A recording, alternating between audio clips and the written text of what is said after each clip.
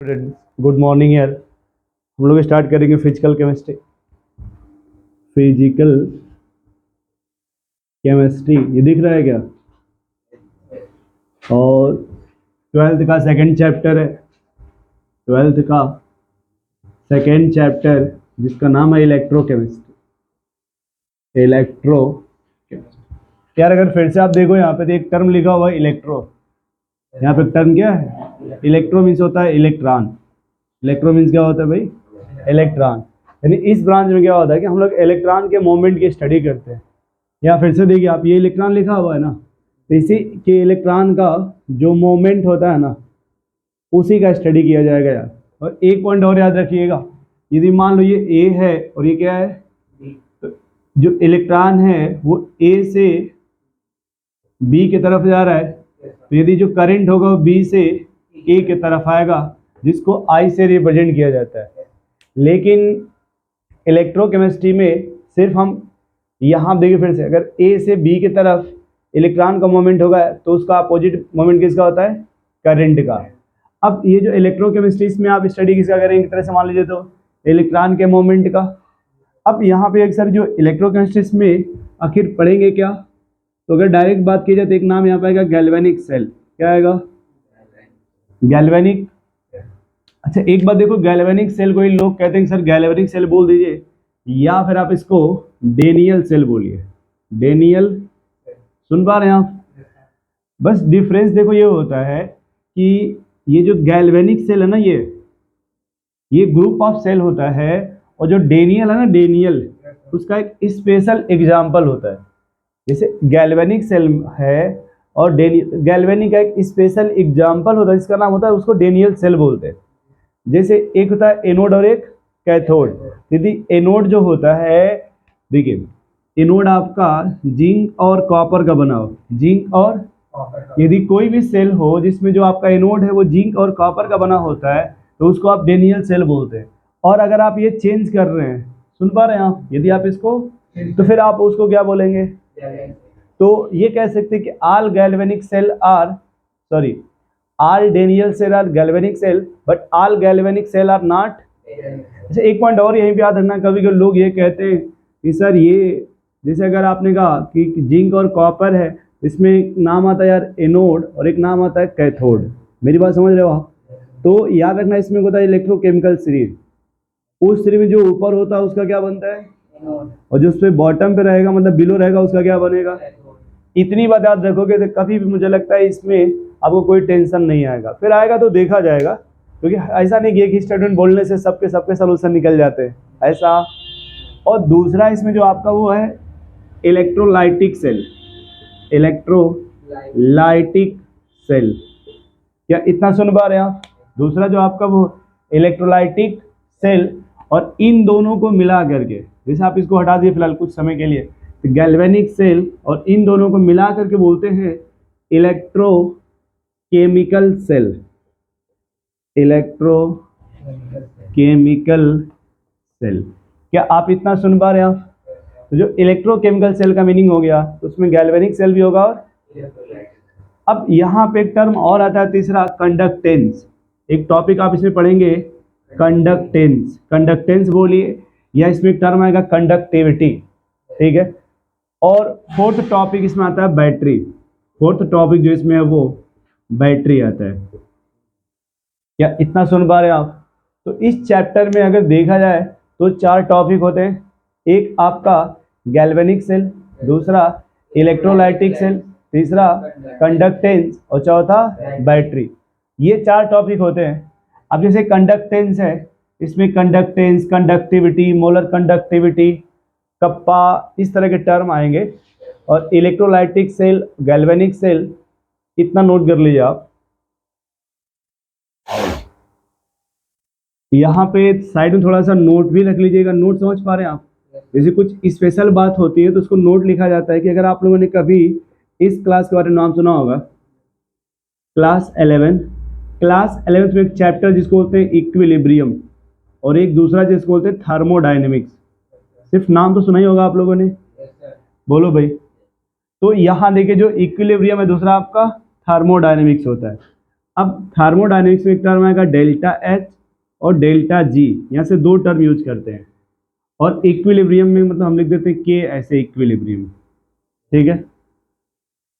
अब जैसे ये जो डेल्टा जी बोलने का मतलब ये होता है कि जैसे आप इसको बोलते हैं gives free energy, gives free energy, ठीक है। और इसको बोलेंगे change in enthalpy, change in enthalpy. क्या इतना सुन पा रहे हैं आप? देखो थर्मोडायनेमिक्स क्यों बोला जा रहा है, क्योंकि यहाँ पर रीजन ये होता है कि एक टर्म जैसे रिएक्शन दो टाइप का होता है, एक को बोलते हैं स्पॉन्टेनियस, एक रिएक्शंस को बोलेंगे स्पॉन्टेनियस रिएक्शंस। वो रिएक्शन जो अपने से होता है उसको स्पॉन्टेनियस बोलते हैं। जैसे सुबह सूर्य का मतलब सुबह होना वो स्पॉन्टेनियस है, या स्कूल के टाइम पे टीचर और स्टूडेंट का एक साथ कॉलेज में पहुंचना स्पॉन्टेनियस प्रोसेस होता है। स्पॉन्टेनियस में दो पॉइंट होता है, अगर डेल्टा जी आप देखेंगे तो वो निगेटिव रहेगा, निगेटिव मतलब जीरो से छोटा होना चाहिए तो वो स्पॉन्टेनियस होगा, और डेल्टा जी भी आपका निगेटिव होना चाहिए। खैर अभी डेल्टा जी को छोड़िए। और दूसरा होता है नॉन स्पॉन्टेनियस, नॉन स्पॉन्टेनियस, घबराइएगा नहीं है ना, नॉन स्पॉन्टेनियस। इसमें जो डेल्टा जी होता है वो जीरो से बड़ा होता है। अब जीरो से छोटा है इसको तो निगेटिव वैल्यू बोलेंगे आप। यहाँ पर डेल्टा जी देखिए जीरो से छोड़ा है, छोड़ा नहीं, जीरो से छोटा है ना, अगर बराबर होता तो अलग बात है। जिससे देखिए जीरो की तरफ माउथ है ना, तो ये आपका ग्रेटर हो गया, स्मॉल हो गया, तो आप इसको डेल्टा जी निगेटिव बोल सकते हैं। और यहाँ पे आप डेल्टा जी ये टर्म, अब देखिए इक्विलिब्रियम में तीन टर्म होता है। यदि एक होता है ना के इक्विलिब्रियम, तो अगर इक्विलिब्रियम होगा तो उस समय जो डेल्टा जी होता है ना ये वैल्यू जीरो होती है। तो अगर कहीं पे इक्विलिब्रियम आएगा तो ये यूज कर लेंगे, तो डेल्टा जी की वैल्यू कितना हो जाएगी, जीरो, ठीक है।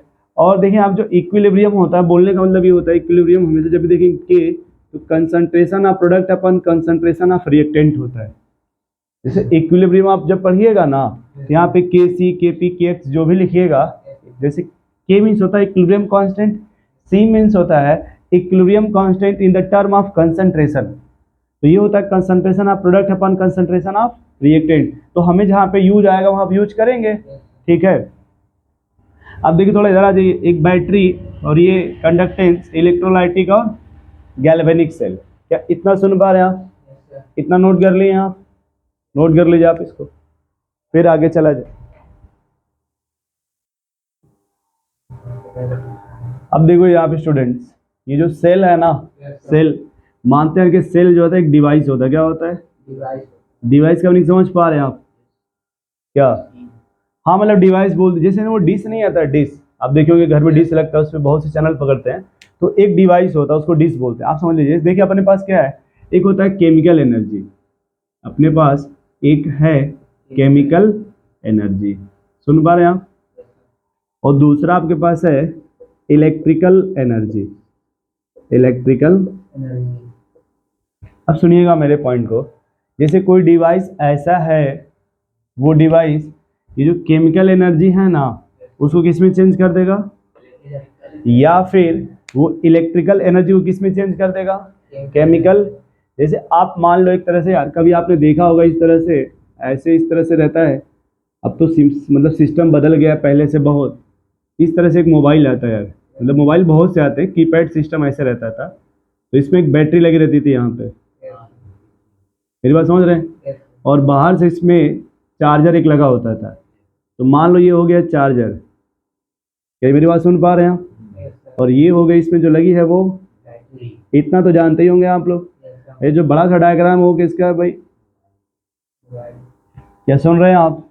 जब आप चार्ज करते हैं बैटरी को, क्या करते हैं, उस समय आप इलेक्ट्रिकल एनर्जी को किस में चेंज करते हैं? फिर से देखिए, जब मोबाइल का चार्जिंग होता है तो बाहर से आप उसमें क्या प्रोड्यूस करते हैं, और देखिएगा आराम से, बैटरी को आप जब चार्ज करते हैं तो उस इलेक्ट्रिकल एनर्जी को किस फॉर्म में आप स्टोर करते हैं, केमिकल एनर्जी में। मेरी बात सुन पा रहे हैं आप? क्योंकि ये जो केमिकल मतलब मान लीजिए ना, यहाँ पे बैटरी को आप चार्ज करते हैं ना, यहाँ पे बोलो भाई, तो जो मोबाइल चार्जिंग है ना, एक तरह से ये मोबाइल क्या हो रहा है भाई, चार्ज।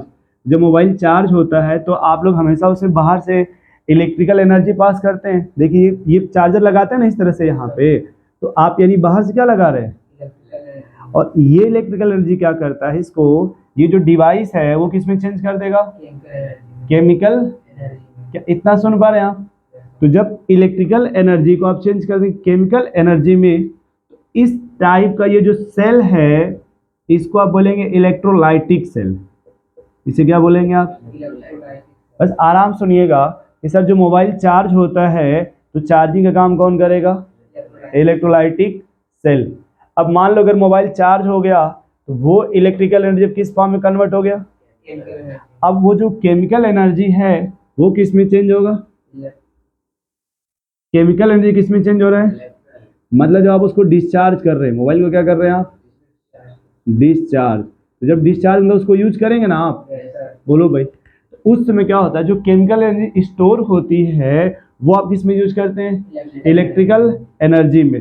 तो इस टाइप के सेल को आप क्या बोलेंगे?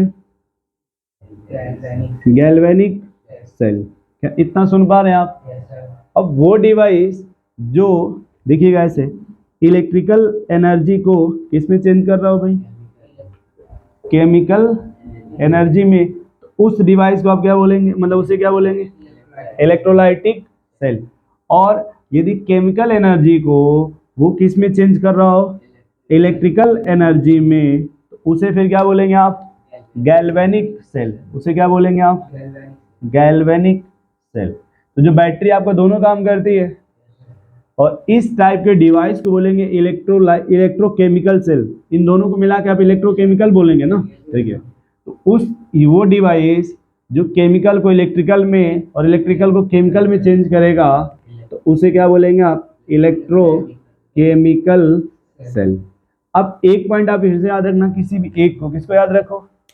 एक याद रखो, केमिकल एनर्जी है ये, तो आप केमिकल को किस में चेंज कर रहे हैं? इलेक्ट्रिकल। तो जब मोबाइल डिस्चार्ज होगा तो उसे कौन सा सेल बोलेंगे? और जब वो चार्ज होगा तो कौन सा सेल बोलेंगे? क्या इतना याद रखेंगे कि जब मोबाइल हमारा डिस्चार्ज होगा तो उस समय आप क्या बोलेंगे? तो आप कोई कोड सेट कर पा रहे हैं? कोई कोड इसमें याद कैसे रखेंगे? बोलो। गैल्वेनिक सेल कब बोलेंगे? जब मोबाइल डिस्चार्ज होगा। और इलेक्ट्रोलाइटिक कब बोलेंगे? जब मोबाइल चार्ज होगा। कितना सुन पा रहे हैं आप? फिर बाद में आप अपने से न्यूमेरिक सेट कर लीजिएगा कि पहली बार जैसे हम जब सेल लगाते हैं ना, मतलब जो पिन लगाते हैं तो मोबाइल चार्ज होता है, तो जब चार्ज होगा तो आप उसको कौन सा सेल बोलेंगे? Electrolytic cell. और जब डिस्चार्ज होगा तो गैल्वेनिक सेल। नोट कर लीजिए इतना। और इस टाइप के डिवाइस को क्या बोलेंगे आप? Electrochemical cell.